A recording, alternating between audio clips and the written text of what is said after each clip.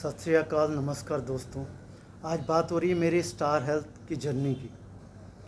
शुरुआत हुई थी, मैं सेल्स मैनेजर था स्टार हेल्थ में 2012-2013 में। किसी कारण फैमिली रिस्पॉन्सिबिलिटीज़ के कारण मैं मुंबई में मीटिंग्स नहीं अटेंड कर सकता था।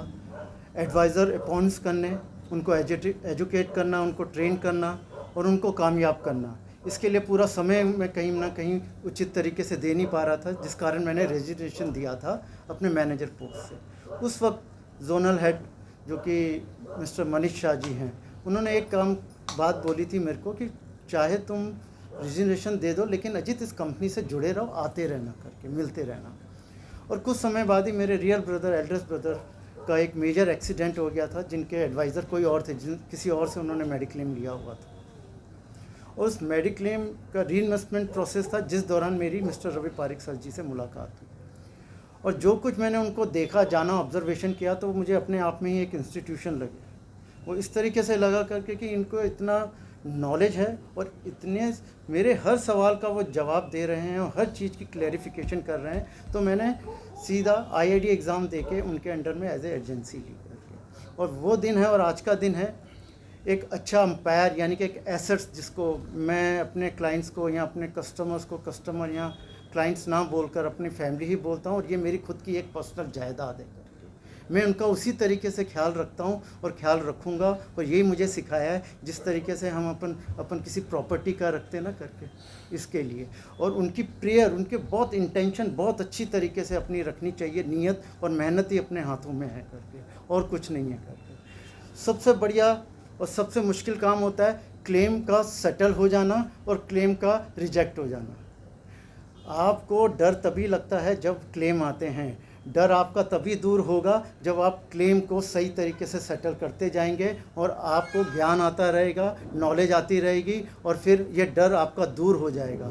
आप मास्टर यानी कि PhD हो जाओगे जब आपके पास जितने ज़्यादा क्लेम आएंगे। आपको घबराने की ज़रूरत नहीं है। आपके साथ एक स्ट्रॉन्ग टीम है, सीनियर सारे, पूरी फैमिली अपर से लेकर बॉटम तक पूरा ऑपरेशंस हो गया, हर कोई अपने साथ है करके।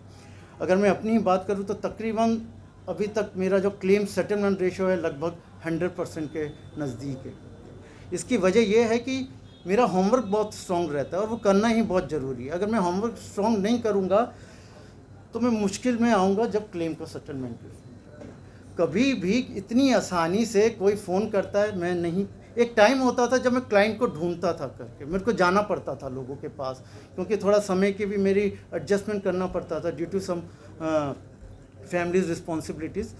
तो आप यकीन नहीं मानेंगे, एक टाइम होता था कि अपन को क्लाइंट को ढूंढना पड़ता था, अजीत सिंह को क्लाइंट को ढूंढना पड़ता था। आज सर दोस्तों बात यह आ गई है, ईश्वर की कृपा है और अपनी मेहनत है कि आज क्लाइंट्स या कस्टमर्स अजीत सिंह को ढूंढते हैं करके। ये वजह है कि अपनी ब्रांड वैल्यू बनाने की। स्टार हेल्थ तो एक हुज इंडिया का फर्स्ट हेल्थ एलोन इंडस्ट्री है ही है करके।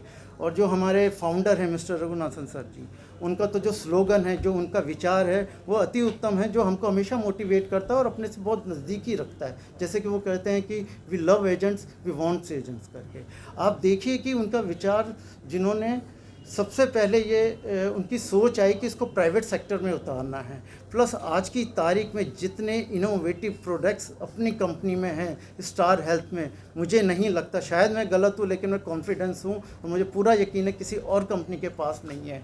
हमारे पास, हम उनको भी प्लान बहुत सालों से दे रहे हैं, जिनका ऑलरेडी एंडोप्लास्टी हुआ है या बाईपास हुआ है, जिनका कैंसर क्योर हो चुका है, तो फ्यूचर के लिए अपन उनको दे रहे हैं। अभी वुमेंस केयर जो एक प्लान आया है, मुझे नहीं लगता करके कि इंटरनेशनली भी कोई उसका दावेदार होगा कंपेरेटिवली। और तो दोस्तों मैं इतना ही बोलना चाहूँगा कि जो भी काम करना है उसको पूरे अच्छी नीयत से कीजिए करके। जितनी ईमानदारी से काम करेंगे उतनी अपनी बुनियाद स्ट्रॉन्ग होगी। जितनी बुनियाद स्ट्रॉन्ग होगी, आगे इमारत कामयाबी की उतनी ही बड़ी होगी। मैं आप सबको विशेष करता हूं और मेरी शुभकामनाएं। सभी क्लाइंट का शुक्रिया जिन्होंने आज तक साथ दिया है। आगे भी मैं आपके विश्वास पे खड़ा ही उतरूँगा। धन्यवाद।